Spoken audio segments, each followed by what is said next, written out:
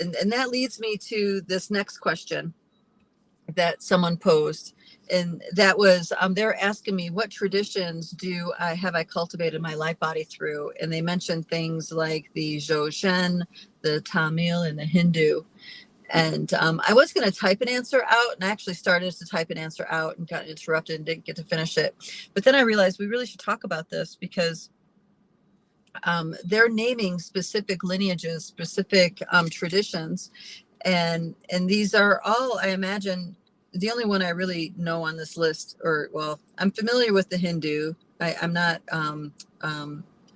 thoroughly versed in that, though I intuitively know many of the beings within the Hindu pantheon, if that's what you would call it. And that's like Kali Ma, Svadhisthana, no, not Svadhisthana, sorry, that's an energy center. Saraswati, beings like this, but I know them because I've had interactions with them in the astral planes, in the interdimensional planes.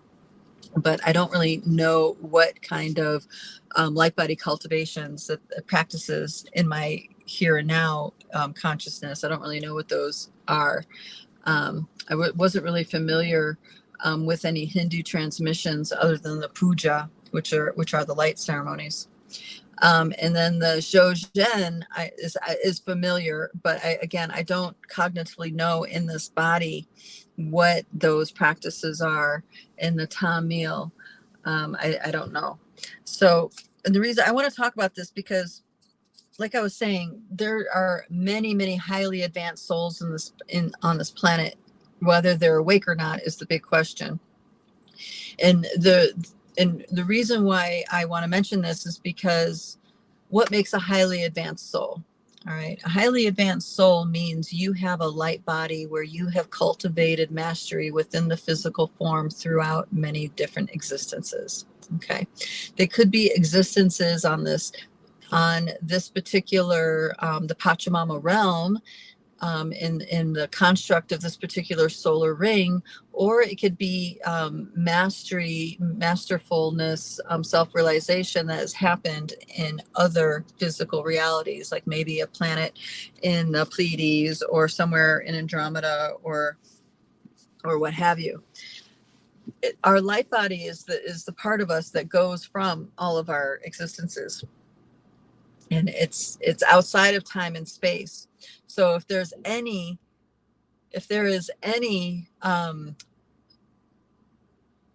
time where you've cultivated mastery, whether it be now or in a parallel life or in a future life or in a past life, then it's going to exist in your light body in the here and now. So many of us have structures within our light body as that would belong to what many would consider a master, because we reach this mastery 50,000 years from now, or maybe we reached this mastery millions of years ago, you see. So once I started getting into how I was going to respond to this question, I started realizing, whoa, it's way more than I can actually type out.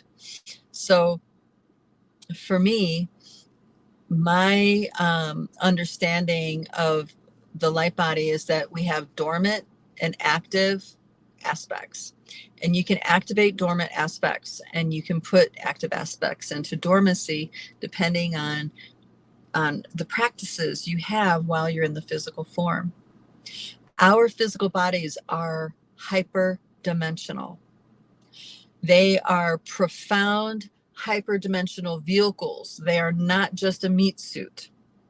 So, for example, you can hold positions, you can hold your body in certain positions that align you with spontaneous healing.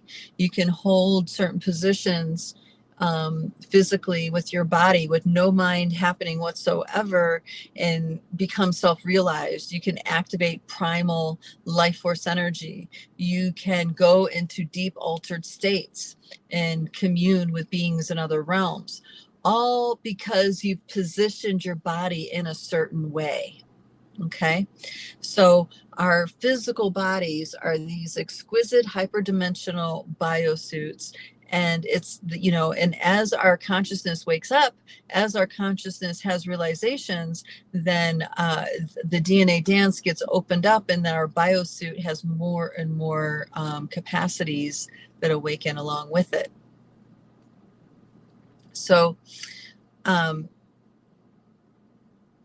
so these light body constructs that certain spiritual traditions focus on, which there's many different traditions, some of them still exist, some don't.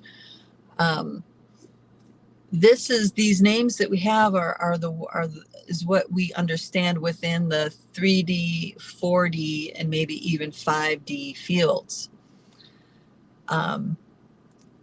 But they exist far beyond those levels as well. There are light body constructs that can be cultivated that actually connect you with the original universe, the original concept of life. Okay. And it can also align you with intelligence, knowledge of other cosmos, other galaxies. It can also be have you in direct contact with certain beings, certain collective of beings.